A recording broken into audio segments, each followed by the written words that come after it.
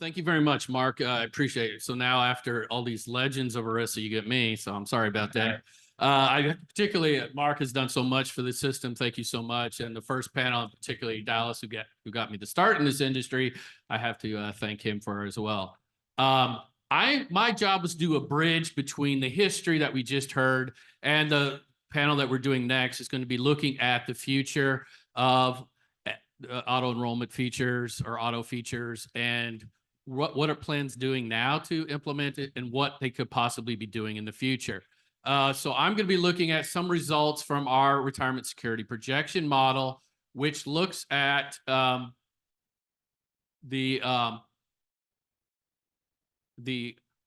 amount of money that people save in their retirement system to versus what they were projected expenses going forward. So if you could advance the slide a couple times, right there, we have three metrics that we'll be looking at is the retirement readiness ratings, which is the amount, the projected percentage of people that will not run short of money. And then the aggregate shortfall, which will be the amount of dollars that people will run short of these projected expenses. And the surplus is the amount of dollars that they will have above these expenses. So on the next slide, we could see kind of the baseline. This number is a meaningless number. The whole point of this number was to establish if we got rid of auto enrollment right now, going forward, what the retirement readiness rating, what the shortfalls would be, what the surpluses would be. So, you know, going forward. So this 62.8% is without any auto features. I wanted to show this baseline so we could see the impact of the various auto features on the system and how it improves, what the surplus and what the deficits are going forward. So this is not a number that we should be looking at where the system is at is all. It is something that is a baseline for comparison for each of these auto features that we will quickly go through. The first one on the next one, we see that they have the auto enrollment with a 4% default contribution. One of the key things that we have to know is any of these provisions is going to take a while for it to impact. So most of the impact is going to be on the younger part of the cohort. So that's why I'm focused on the younger ages, 30 to 35, 40 to 44, because you have to have the time for those dollars to get in the system, to get in the accounts and have them a compound interest to take effect. So we could see that for a 4% default, we could see that if everyone uses auto enrollment, we can get a 6.9% decrease in our retirement security shortfall. If we go to the next slide, we see that it can go up to 10% for a 6% default rate. Now, what do we do the next feature? On the next one, we're going to add auto escalation to it. So on auto escalation, we can allow they go up to 12%. This particular number is only at auto enrollment for 50% coverage. So this is 50% auto enrollment coverage with 12% up to auto escalation. We can see that in that situation, we decrease the retirement savings shortfall by 6.2% for those 35 to 39, and it goes down as we get for the age. So again, each of these components adds a little bit more. So we go to the next auto feature and we look at auto portability. So now what happens if we automatically shift all of these accounts to their next employer plan? And we could see that depending upon the base of the coverage, we can also have a significant impact on the retirement savings shortfall. If we get all employers that are part of the auto portability system for 30-35, we can decrease the retirement shortfall by over 11%. And then, but the big thing is each of these things are working together. They get us into the system, they get us to save more, and they help us preserve the money in the system. So when we put all these auto features together, on the next slide, one more, we could see that the result is really kind of tripling impact of how this can really have almost a multiplicative effect on the impact of what happens to retirement savings shortfall and surplus. You can see the shortfall goes down by over a quarter and almost 40%, the surplus goes up by getting that money into the system, getting people to save more as they go along, and then to help preserve the system as we go along. So that really gives an idea of really all of these features working together can get us in a situation that will really improve what we're doing in the employment-based system. Again, all these numbers are still can only impact those that impact. So even though the number was for those that have ever been in the system, they're not always in the system. If I looked at the people that had access to the system their entire career, these numbers, or the initial number, would go up much higher, because one of the big aspects or weaknesses of the system is we don't have coverage for everyone. Getting people into that system is really what changes this and really moves that number, and having access, though. So this is just a teaser of a full report of what we'll do, and just kind of give you an idea of the history, bridging the history to what we can do in the future, and how these auto features really truly have an impact. So I will call up Bridget's and panel, Jason, and could come up for, thank you. Thank you, Craig, for that riveting presentation. I'm Bridget Bearden, Research and Development Strategist with EBRI. I just want to assure you, we'll try to get back on track. There might not look like there's a big break in the agenda, but after this session, we will be breaking to go get some box lunches and bringing them back in prior to starting the luncheon address afterwards. So I'm pleased to welcome this esteemed panel, and from your right to left, we have Jason Jagatic from Fidelity. We have Sarah Faye Pierce from Paychex, Ben Roberge from Unum, and Carol Mendoza from Voya Financial. On your right, Ben and Carol represent employer views from the HR perspective, and Sarah and Jason represent provider views. Their bios are available online if you want to look them up. So let's get started.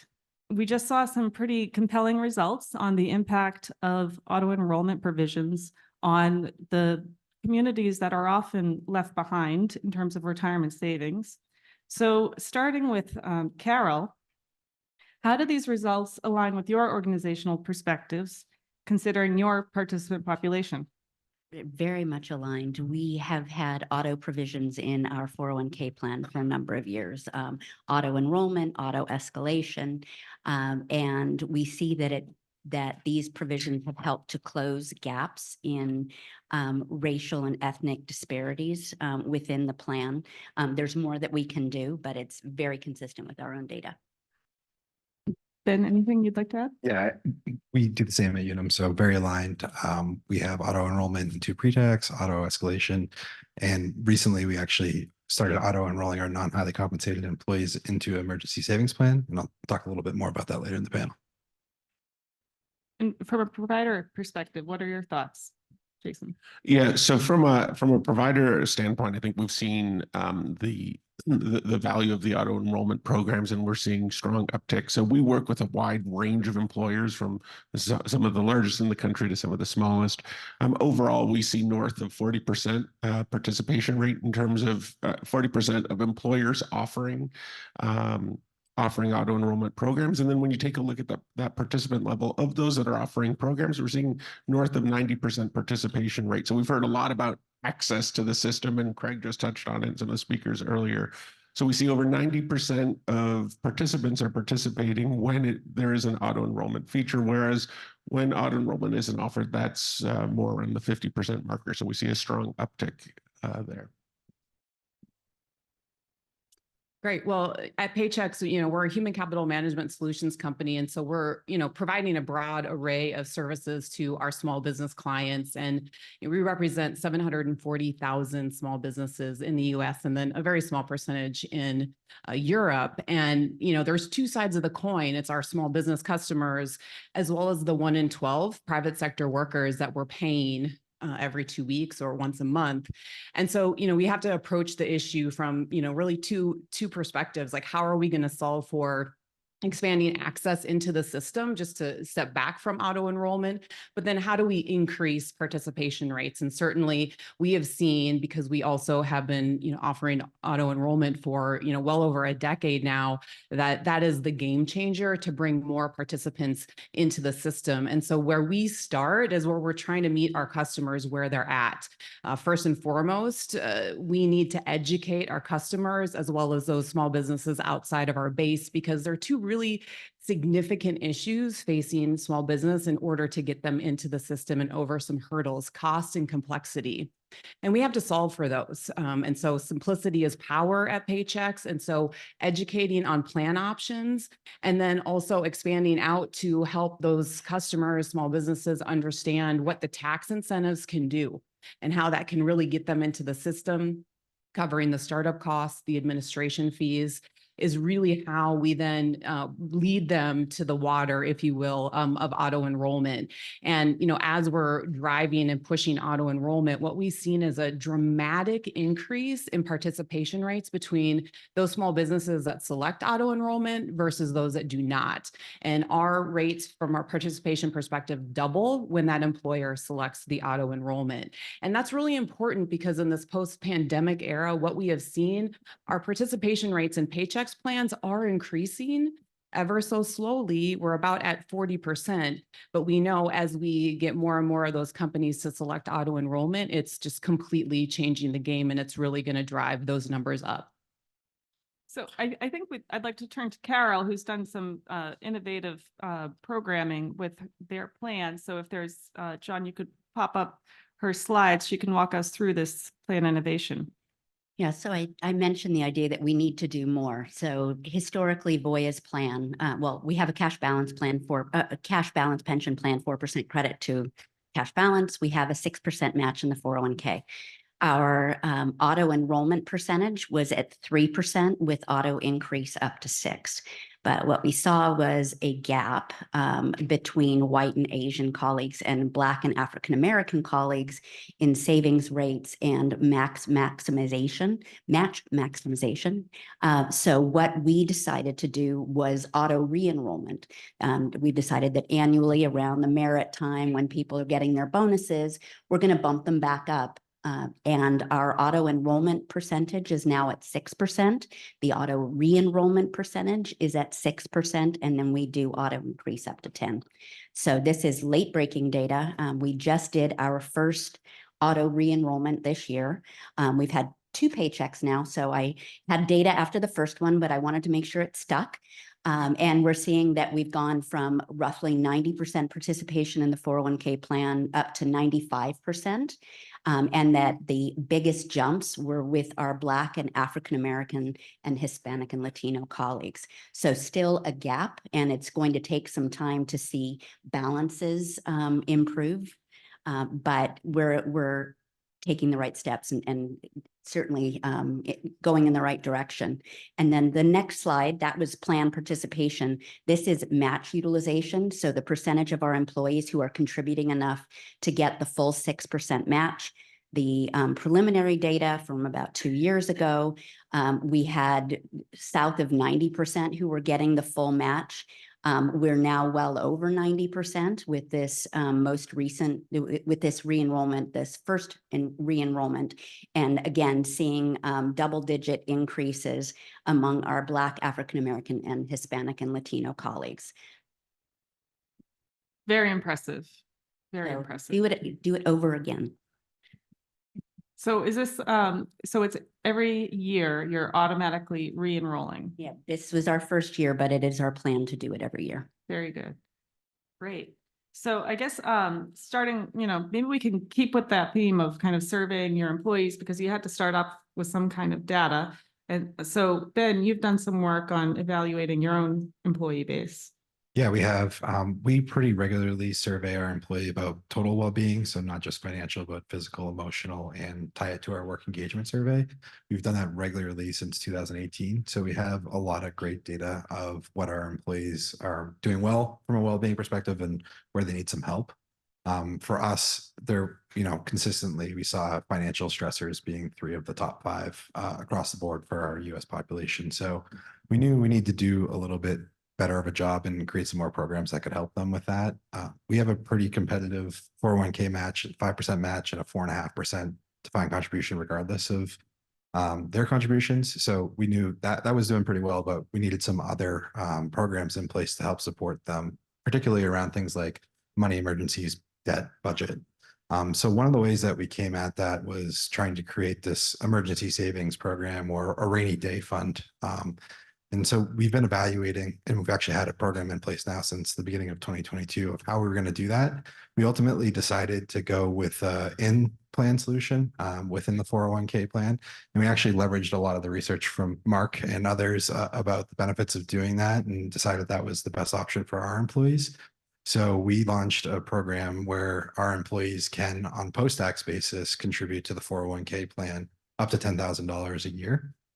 We chose $10,000 a year when we were designing this because we didn't want to get in any trouble from an aggregate 415 limit. That's continued to increase. So we may increase the limit in the future, but that was the number we started with. We also felt that auto enrollment in this program was super important. When we launched, our record keeper, which full disclosure is Fidelity, didn't have the capability to do that. But we saw pretty good participation on just a regular voluntary participation, and partnered with Fidelity to actually build in a second channel of auto enrollment, which has been live now for over a year. So we're seeing really great results, especially since we launched the auto enrollment. We do limit this to non-highly compensated employees so that we don't get any trouble with non-discrimination testing. And we're seeing about 36% of employees that get auto-enrolled into this program stay and contribute. We auto-enroll at just 1% on top of the 5% that we do for pre-tax. And we're seeing some really great results now that this program is getting a little bit more mature. Average account balances are about $1,500. We are definitely seeing people take withdrawals from this program, which is a little bit of a mind shift to be okay with that since it's within the 401k plan, but that's exactly what this is designed for. It's there for employees to use whenever they need it for money emergencies, rainy day, what have you. But the thing that we're also seeing is that although people are taking withdrawals, 80% of employees that have contributed to this through the post-tax contribution still have an account balance. So that's exactly what it's there for. It's there when you need it, and people are still contributing and people are still having an account balance. It's also not taking away from what they would be doing from a contribution basis on a pre-tax. We were a little concerned that it might kind of eat into it and wouldn't be additional savings, but we're not seeing that. Actually, our pre-tax contribution rates are staying pretty consistent, and we're getting additional people to contribute auto enrolling at 1%, and average deferral contributions are actually 2%. So some people are even going in there and increasing it beyond the 1%. So you're not seeing it credit out the 401k? No. What you're saying. And do you offer any incentives? No, yeah, it's a great question. So this is actually 100% employee contributions. So there's no employer contributions to the post-tax emergency savings fund. Thanks. And so are there any additional features about emergency savings or auto enrollment programs? I mean, we can be broader about the retirement plan and then specific to emergency savings programs that you've seen successful among your employers. Yeah, I'll go ahead and take that. So I think a major element for us is really about ensuring choice. So there's choice for the employer and there's choice for the employee or the participant, just because the needs of different employers it can be so dramatic, and the needs of the employee can be very different and they often change over time. So making sure that we've got systems that have that flexibility, that employers can choose what works right for them and their populations, and similarly what employees can do or participants can do for themselves. So that's one key element. But I think you touched on this already earlier, simplicity, right? And so there's there's this notion of cognitive load and how much people have on their brain at any one time. We see this throughout society. People have a lot that they're dealing with, and they're often while they have all the intention to get involved and to make some of these choices, the more that we can automate this for them, give them the choice to change when they have that time. But those are a couple of the factors. So I'd say that choice and the simplicity are really major drivers for us. Yeah, I think, what I would say in response to that is, just thinking about the population that we represent. So, of those 740,000 customers I spoke of, more than 80% have 20 or less employees. And so when we put out our research, we're surveying businesses and their employees in the cohort of 1 to 49. And when you look at that across the board nationally, only a third of these businesses are offering retirement savings options. If you break it out, 1 to 4 employees, so businesses that are very, very small, only 21% are offering plans. On the other side of that, 20 to 49, 62.5% are offering plans. And then in the middle, you have about, 50% offering plans. And so, the dirty little word here is the coverage gap. Like, we're existing within that coverage gap. We're on the front lines of that. And so every single day, our focus, again, to harken back, is education, simplicity. How do we get folks in? How do we get people saving? How do we increase those participation rates? And just bring it straight forward to those businesses so they can really understand the benefit, and that overall economic impact is really significant. So I guess kind of thinking about some of these key benefits or key features of a successful program, is the absence of these features, simplicity, choice, a challenge in implementing the program? Have you faced challenges? Are there other challenges that you faced when implementing programs? I guess starting with Carol. No significant issue with the auto re-enrollment. Surprisingly little noise in the 401k call center, and with the in payroll, we gave people plenty of notice. We sent them emails, we sent letters to home. And I was concerned that after the first check that all of a sudden people were going to, oh my God, I can't believe this happened. What did you do to me? But relatively little noise. We were very pleased. Yeah, from our perspective, very little noise on things like auto escalation, a lot of positive noise on the emergency savings program. We're definitely seeing some people opt out of it, and that's fine if they don't want to participate in it, but we're pretty pleased to see how many people are staying in it. I definitely we'll be talking about Carol about the auto re-enrollment. We don't currently do that. We have pretty similar numbers to what you showed before you started doing that, just about over 90%, but seems like a great way to continue to drive healthy behavior. Okay, very good. So actually several times we talked about the Portability Services Network and the power of automating the account movement across employers. So maybe we talk about the automating, the Portability Service Network and the idea, and to what extent you're seeing adoption and enrollment, and how you're creating awareness across each of you. I guess starting with. Sure. Yeah. Happy to jump in. So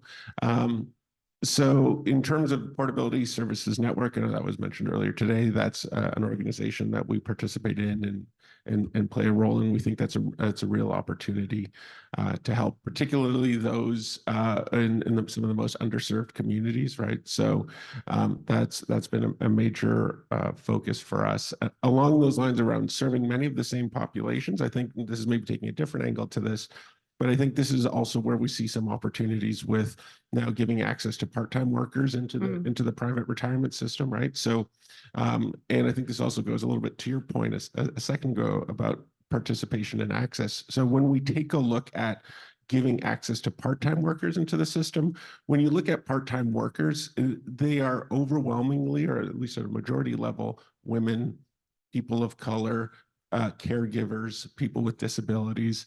And they haven't been able to participate. And some of them also are stringing together multiple part-time opportunities in order to create their full-time income. So we're seeing this fundamental, or potentially a fundamental shift in what retirement is and what that relationship is. It's not just one employer for one person throughout their career. We know that job changing has increased overall. So along with work around with PSN and providing access there, I think we're also looking at other opportunities to support underserved communities through automation, through additional services, just to help.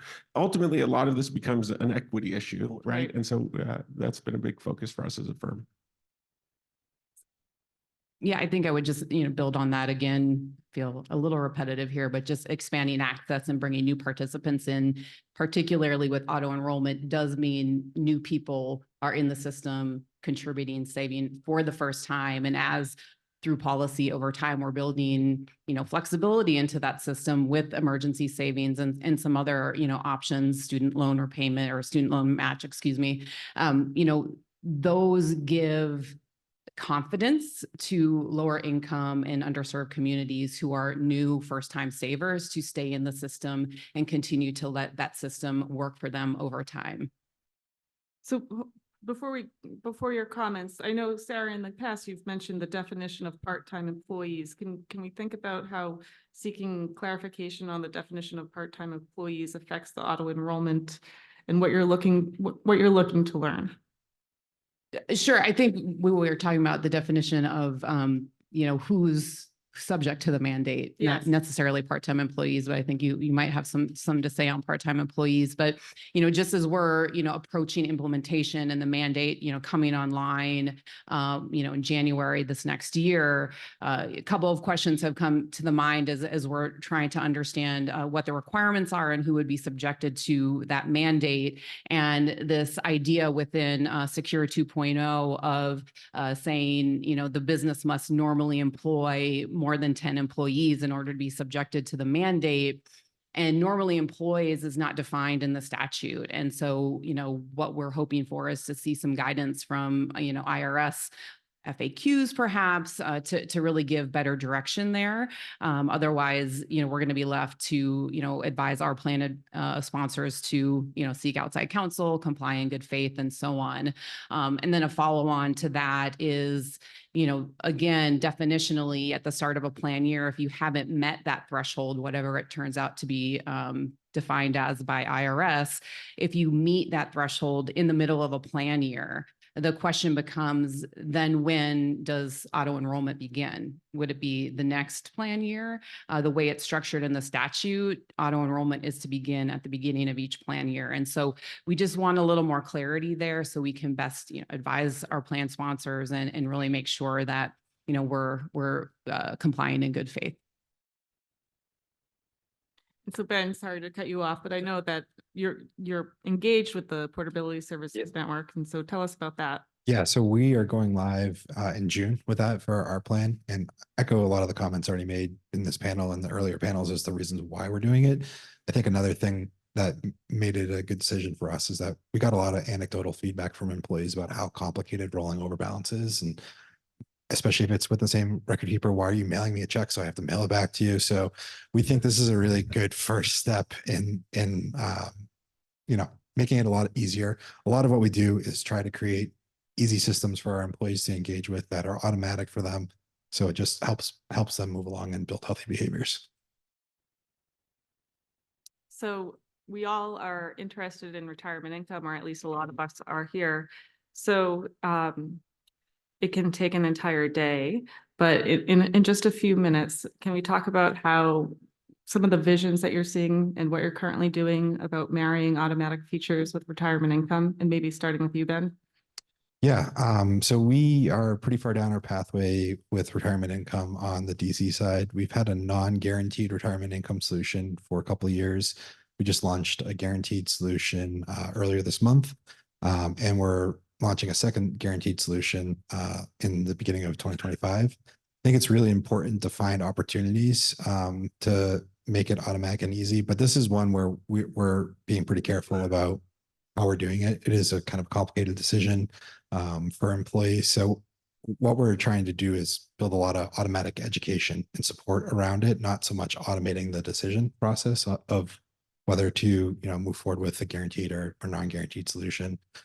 One place that is going to be automatic, though, is the secondary solution that we're going forward with next year is tied to our target date funds, which is going to be the automatic default for investment options. So that's a piece of it. I do think as we move forward, we're going to closely evaluate that because there's a lot of benefits to automating these type of processes. But for now, there's no necessarily automated features in terms of actually opting into the income. Any additional thoughts? Yeah, we believe that we've done a really good job at the accumulation phase, but not such a great job at decumulation. And even under the pension plan, see that a lot of our participants take a lump sum rather than just stretching it over time. So a lot of education, but then also looking at what we can do as a plan sponsor around guaranteed income. Yeah, and I think just to build off that and to maybe echo one of the earlier points, again, I think for us, it's not a one size solution fits all, particularly when it comes to retirement income, right? So it's important to understand the needs of the individual, what they're, what you may have two people with exactly the same financial situation today, but they have very different needs and preferences for their retirement. And so the way that's going to manifest itself into a retirement plan is going to change, and into what the right solution set is going to change. So for us, it's making sure that we have a way of working with the clients, understanding their needs, and then presenting the right mix of capabilities for them. Are there any questions from the audience about some of the innovative programs that Ben and Carol have launched, how they did it? I see one question.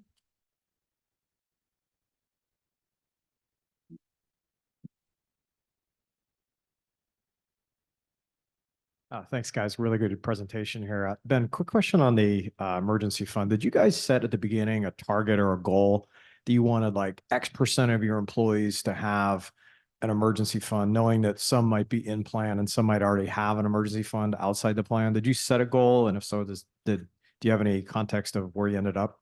Yeah, it's a great question. So I think we set a couple different goals. One of them was to have like a dollar amount for the people that are participating. And we thought that anything above $1,000 would be good. So where we're at from an average account balance is pretty satisfying. I think we were overly optimistic in how many people would remain auto-enrolled. We were hoping for like 60% because our pre-tax rates are so high. We're at 36, 37. So we're a little bit below that, but we think over time that will continue to build. One of the things with our company that we see is that our highest rates of turnover are within the first year. And we've only been auto-enrolling employees for a year. So 35% of employees that, within the first year are going to turn over anyway. So I think as we continue, that number will increase. And we do have other options outside of the 401k plan for them to get financial assistance, as well as create kind of emergency savings and high yield savings accounts, for example. So the combination of the two, and we try to communicate them both and have them both available to our employees, we're pretty happy with the results so far. So Ben, you said it was 37 and that's the in plan? Okay, Correct. Yep. Great. Thank you. I do see a question from Sean in the back. And actually, while you go there, maybe I'll just add one comment there. I think, just trying to buy some time, but I think also when it comes to emergency savings, Bob Johnson mentioned this as well this morning, but just talking about the importance of people being able to withstand emergency shock, just shocks to their system. Our research has very much shown that there's an incredibly strong correlation to someone's overall financial well-being and their ability to or deal with any sort of shock to their system from a financial standpoint, right? So that resiliency that these emergency savings accounts build in really help with their overall financial situation, not just a point in time one. A question mostly for, I guess, Sarah and Carol. And I'm not sure if it's been implemented yet or not, but the legislation that's allowed incentives for plan sponsors, small plan sponsors, to enroll like a $5,000 credit for them, setting up a 401k account. Has that been put in place? And do you think that'll have a significant impact on the other 70% that don't offer a 401k? And then also pooled employer plans. Have you considered that? Are you implementing that? Because a lot of us in this room kind of assume and benefit from the scale that we have, but for smaller plan sponsors, they're dealing with a lack of scale and therefore higher fees. Sure. And the numbers that I just shared about business size and percentages of plans available go to your point exactly, which is, employers are not coming to us, small businesses are not coming to us asking for the tax credits. And that's why I spoke of those hurdles, cost and complexity, because those businesses, and think about if you're a 1 to 4 size business, like you're not thinking about what tax credits has the government given me lately. You're thinking about, how do I keep my open for business sign on? Right? That's the question that you're thinking about. And so it's up to us as a leader in the retirement industry to not just go out to inside our base, clients, but also to educate those businesses outside. And so once they understand that those credits are available to them, it's easier for them to come into the system. And then when we have them into the system, and as I was talking about auto enrollment and how we've been driving that as DNA in our culture at Paychex, now 70% of all new 401k clients clients are adopting auto enrollment. And so while I think it's going to take time for us to see the impact of the mandate over this, 2025 plan year, I think at least from a Paychex data perspective, we're going to have some early results there. And it's very exciting. There's incredible opportunity here. And then just with regard to the PEP, and then Carol, I'll turn it back over to you to answer as well. Paychex was the first to launch our PEP. And so our PEP has been around since 2021. And so, when we have an employer coming to us who wants to merge their existing plan into the PEP, they have that option to offer auto enrollment or not to. Our new clients who are going to select the Paychex PEP will be required to accept auto enrollment, of course, if they meet the mandate threshold. And so that's a pretty straightforward answer, but that's how we're approaching it with the PEP. I speak for Voya plan sponsor rather than Voya 401k record keeper, but we do administer one of the largest PEPs in the country.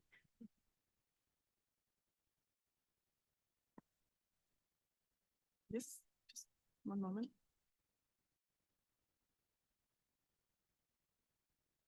Very curious about the re-enrollment. I know you said you're only in your first year of it, but I know there's always this delicate balance between a little bit of good paternalism and perhaps too much. How did you communicate that? For instance, someone that, is auto-enrolled in and then they say, look, I'm done. I don't want to be in it. You're going to basically next year put them back in. And so I'm picturing for your 5-10-year employees, they're going to have to come in almost for those who obviously don't want it, they're going to have to come in and say no all these times. They might forget, and then maybe have, a couple elections happen and then they're out that money from their paycheck. How did you lay this out for them? We acknowledge that, first of all, there are some reasons why people can't contribute the 6% to get the full match, but that we feel strongly that the best way to close gaps in retirement readiness is to encourage people to contribute as much as they can. So if there's one speed bump every year where you have to go back and take money, change your election, I'm sorry, but for those who may have, well, let me take a step back.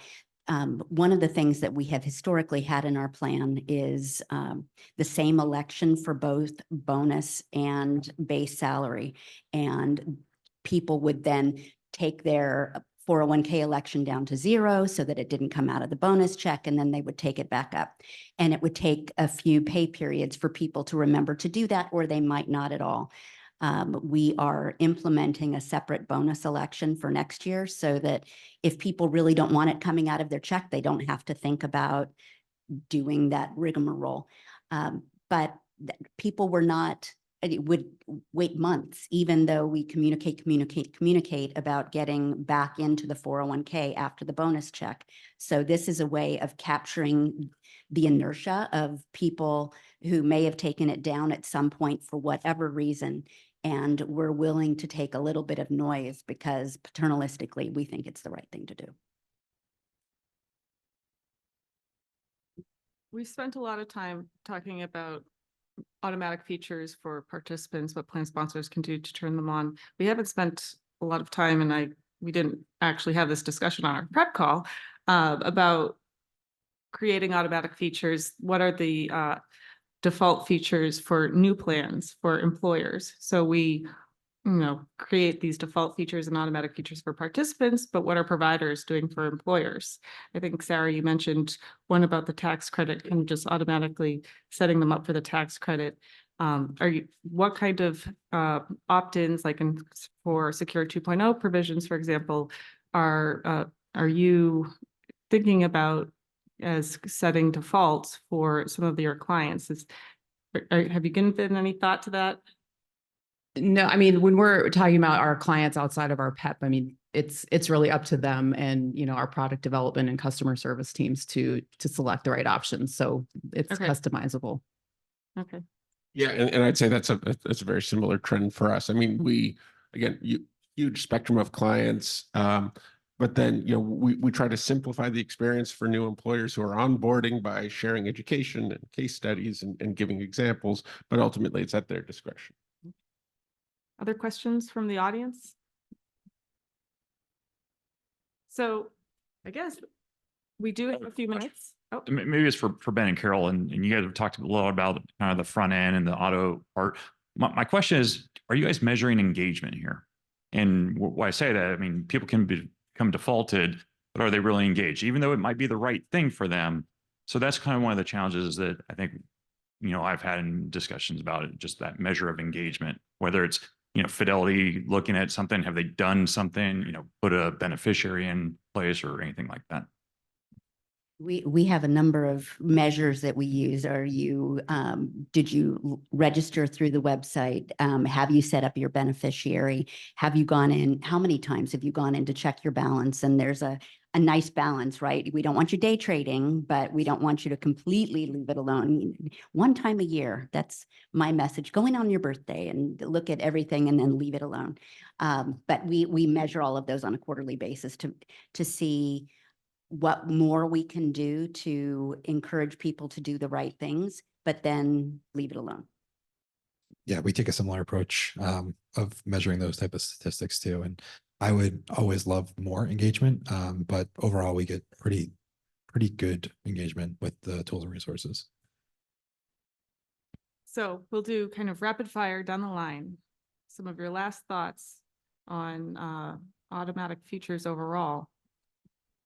Not specifically automatic features, but Ben touched on something that I wanted to touch on as well, and that's talking to your employees and understanding what's preventing them from being able to save as much as you would want them to. And I think our communications, maybe 20, 25 years ago were pretty condescending. And we said, well, if you skip that Starbucks every day, maybe you could save more money. But there are real issues that people are facing that prevent them from doing it. And then as plan sponsors, as employers, what are the things that we can do to help people bridge those gaps? And as an example, something that we did at Voya was launch student loan repayment program, because we knew that that was a significant burden for many of our employees, especially those who were lower waged. And we have then measured a year and a half into the program, how many are contributing more to the 401k. And we have seen a 1% increase, from 4% to 5% contribution rate to the 401k. So listening to employees, understanding their financial burdens, and then trying to help bridge those gaps is important. Yeah, completely agree with that. And I think I've said this already a couple times during the panel, but we think auto features are really important, just making it as easy as possible for our employees to help create those healthy behaviors. And there's a lot of inertia and momentum about like, okay, I'm stuck in this and that's good. So if we're going to do that type of thing, we want to set it up in a way that is beneficial to them. I think I'm aligned to both of your comments. And I think what I would add to it is auto features, automation breeds innovation and allows, again, us to be able to cut to the quick and bring simple, clear, understandable solutions to these very small employers who are most focused before anything else on keeping their doors open day to day. And that's the name of the game for these businesses, and just encourage you to give some real thought behind that, because that's the battle. And so we're here to help them make sure that they can achieve that goal first and foremost, and then get on to these other very important benefits for their employees. And then I guess, just building off all of that. So I think automation is an important tool. It's a start, but it's not the only tool that you need to use to engage your employees and to help them, right? So you still need the educational programs. You still want back-end integration. You still want coaching access and additional services, right? So it's that complete picture. So it's really about understanding their needs and helping to develop a solution. Automation helps remove some of the barriers, but it's not the only component. Thank you. And everyone, let's thank our panelists.